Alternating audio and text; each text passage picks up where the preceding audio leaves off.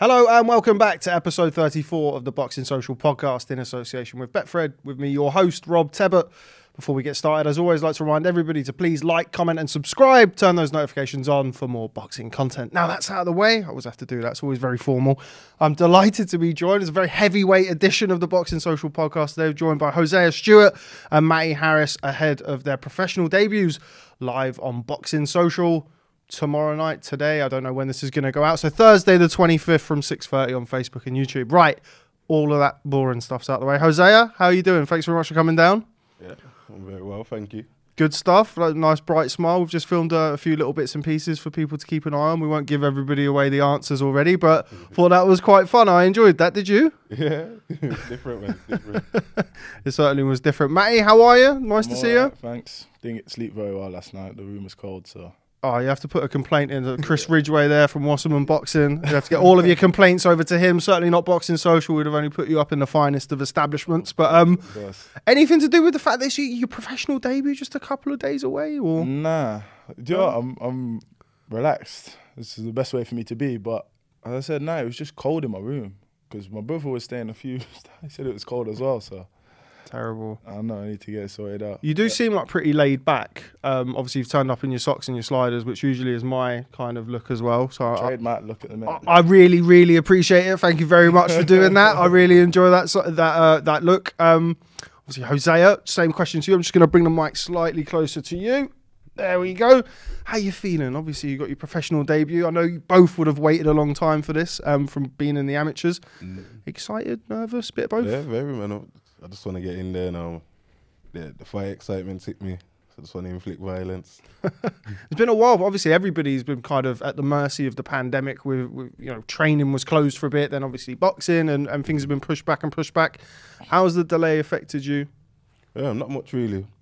Just got me more, building up more excitement really. So, it's been, like I say, it's been a long time coming. Just been waiting for it, working. And now the opportunity is here now, so just going to have fun with it, man.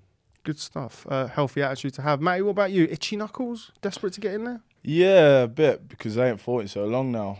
But like I said, I'm looking forward to it. I'm excited. I'm just, like I said, just staying relaxed, man.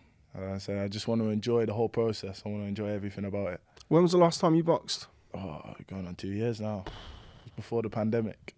I think I might have boxed actually in March, like the start of March before the everything went into lockdown. Yeah. So yeah, I'm pretty sure it was around then. But is it November 23rd today? 24th today. 24th today. Yeah, so it would have been. Yeah, I boxed in March and then I boxed 2 years ago yesterday as well. I boxed twice this month, 2 years ago, I think. Wow, so that's a long time out. Right, before we kind of move on and talk about other bits and pieces, one question I'm desperate to ask is because you guys have obviously sparred each other, shared the ring with each other. So I could sit here and say, well, what are you going to do? And blah, blah. Every fighter's going to say, well, I'm going to do this, I'm going to do that. Obviously, keep it nice and light. We don't want to have Chris Ridgway over there jumping in and acting as security. HOSEA, tell me about this man. Obviously, you've shared the ring with him in sparring. What can we expect to see from him in his professional, debut career? I like how he talks, relaxed, he's sharp, he's skillful, man. So it's a taller version of myself. It's a big, relaxed, loose heavyweight, man. So it'll be good to see, man. When did you spar together? Because you're from similar areas, aren't you? Is that right? Yeah, a couple of months ago. Okay, Matty.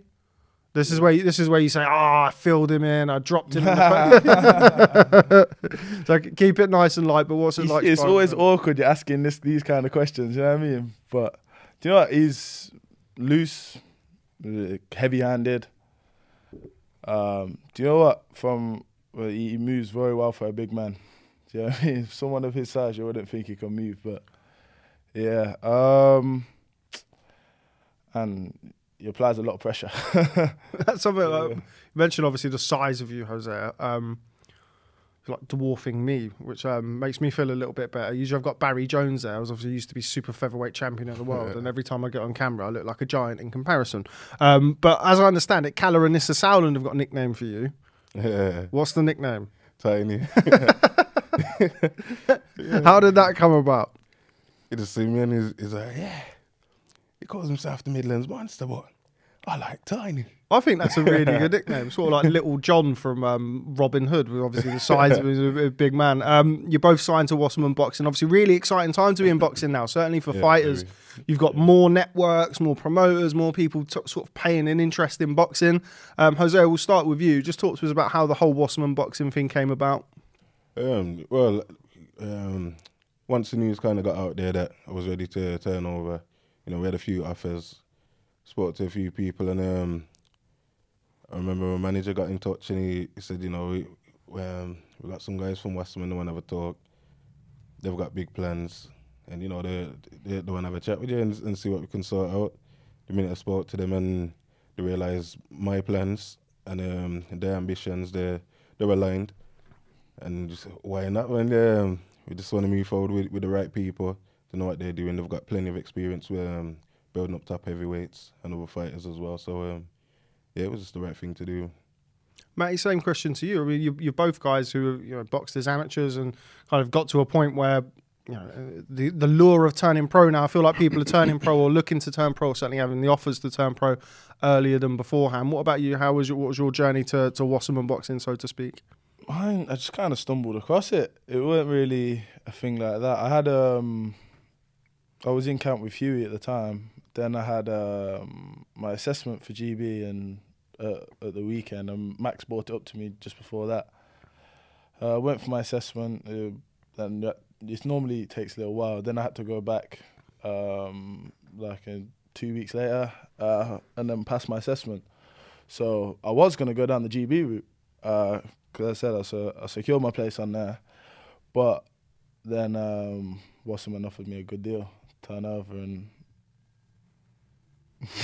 money talks, man. So yeah, and it's not like I don't know. It's not just that. It's the fact that they were they got big plans, as Jose said. They showed me. They told me where they want to go, and what a great opportunity to be in with them from the start. You know what I mean? Mm. So it made sense. Obviously, not just the money, but yeah, it helped convince me. Yeah, being on the ground floor of something and kind of being able to have that longevity and potential longevity in your career. Yeah, it's a real bonus and a real benefit. One thing that we've spoken about kind of separately today is sparring and people that you've sparred with. You sparred with a certain Anthony Joshua. I know somebody who you kind of looked up to, or you'd certainly taken an interest in his career when you were making your way up. What was that like? I bet that was a somewhat surreal experience to share the ring with him. Yeah, it was good, man. Refreshing. And just like I always tell people, even his warm-ups are they're different.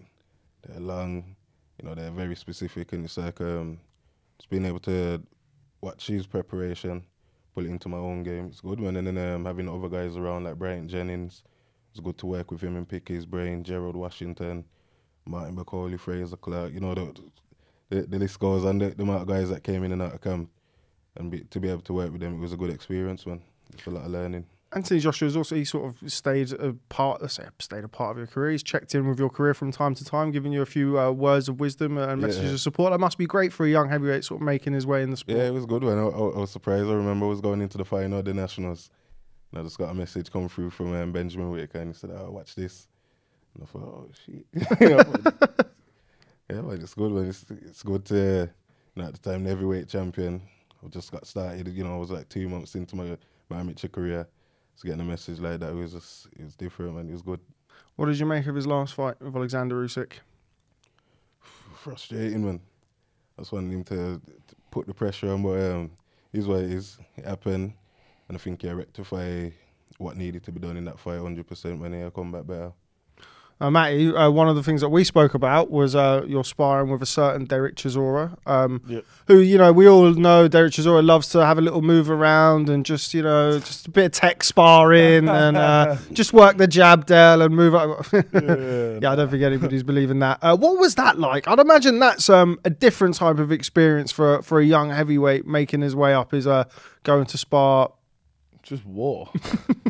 There's no easy way around it. There's no talking about it. He just comes, he throws hell for leather. Everything into every punch.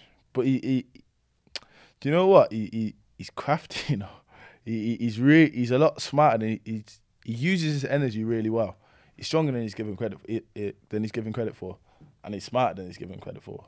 It's just little stuff like when you're pushing back in the clinch, he's relaxed. You don't fight with no one because it wastes his energy, that kind of stuff. And so yeah, but it was a tough experience, but it was good. I learned from it. So yeah, it's good to have those experiences. Maybe not too regularly. Certainly at the start of your career. Any in particular words of wisdom? I can imagine kind of words of wisdom from Derek is probably quite an interesting situation. I sat down on the edge of the ring with him after my spar, and we sat there for 2 hours, just chatting, just how I said, just picking his brains.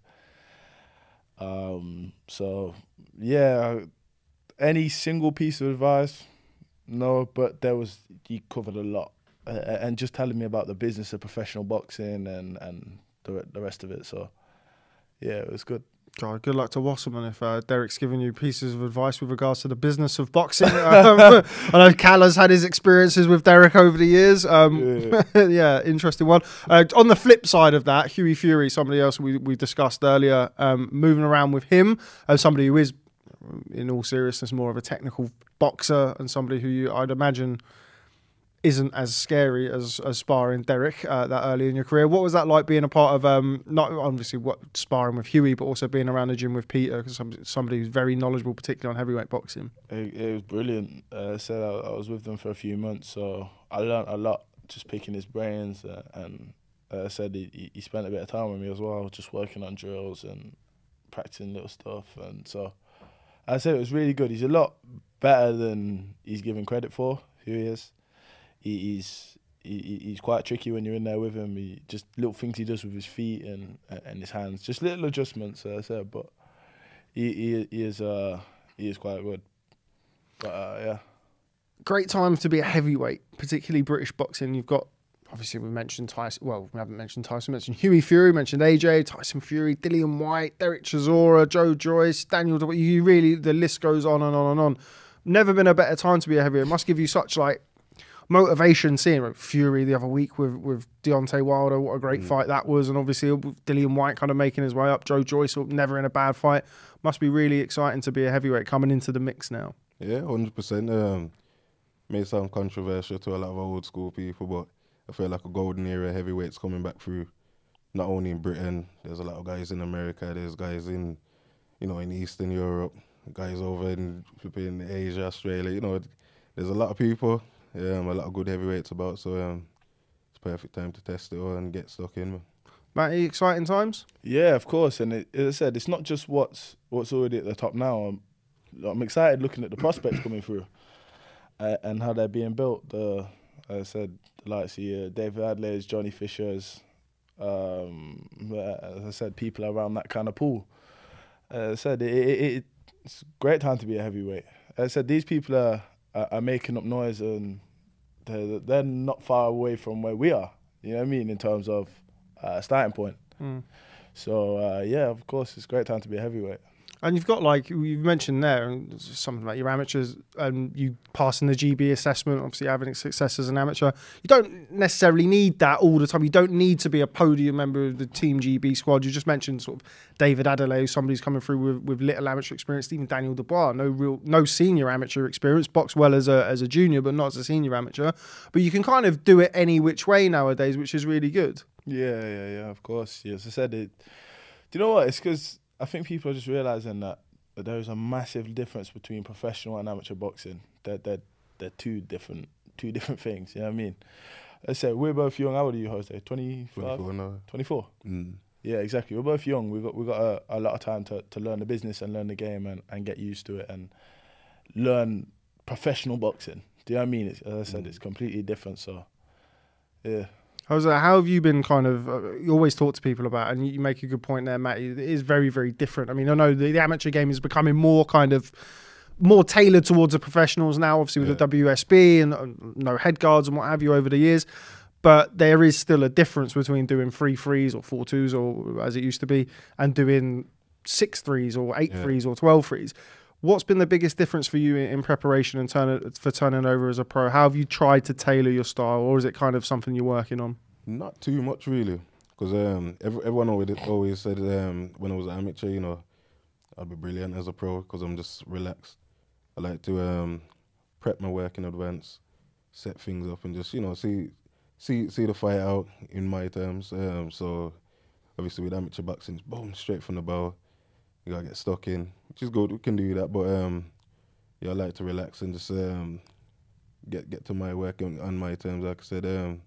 So yeah, just with more of my pro coaching, it's been more just working on sitting down on my shots a bit more and just relaxing, just a little bit more. But yeah, I love it, man. I think it's more suited for me. Mate, what about yourself? Jose there's talked about kind of staying relaxed. I think if you were any more relaxed, you'd be asleep.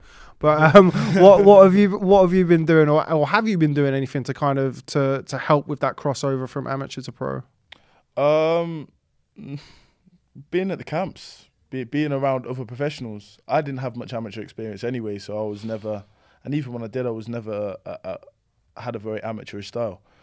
So being around other professional boxers and seeing how they fight, inspiring with them, doing the rounds and all that kind of stuff, you learn how to box more like a professional. Do you know what I mean? So yeah. Okay, well, you're both making your debut tomorrow on Boxing Social. So as I said to you both before we got started, after 5 or 6 fights, we'll get in. We'll have probably more to talk about then once you've got a few fights under your belt. But being your professional debuts and, of course, being live on Boxing Social's Facebook and YouTube, this is now the opportunity for you both. What's this live? This isn't live right now, no. I was going to say. Don't worry. It will be live tomorrow, though, so just be aware before you he's laid back, isn't he? Before you turn up, just be aware. But, yeah, Jose, I'm going to leave the last word from you first. What can we expect to see tomorrow? You make your professional debut. This is where you do it. They always say your next fight starts in the post-fight press conference. Not post-fight press conference, but anyway, what can fans expect to see from you tomorrow night? I'm in two minds. It's either going to be a masterclass or a demolition job. Might be both. There we go. I look forward to that. Matty? Fireworks. Just leave it at that. One word. One word's all he needs. Smashed out the part there. Okay, well, Hosea Stewart and Matty Harris, thanks very much for popping down and coming on the Boxing Social podcast. Really looking forward to seeing both of your professional debuts and following your career from tomorrow live on Boxing Social, Facebook and YouTube from 6:30. From me, Rob Tebbutt, from Hosea Stewart and Matty Harris. Thanks very much for stopping by, and we'll catch up with you soon.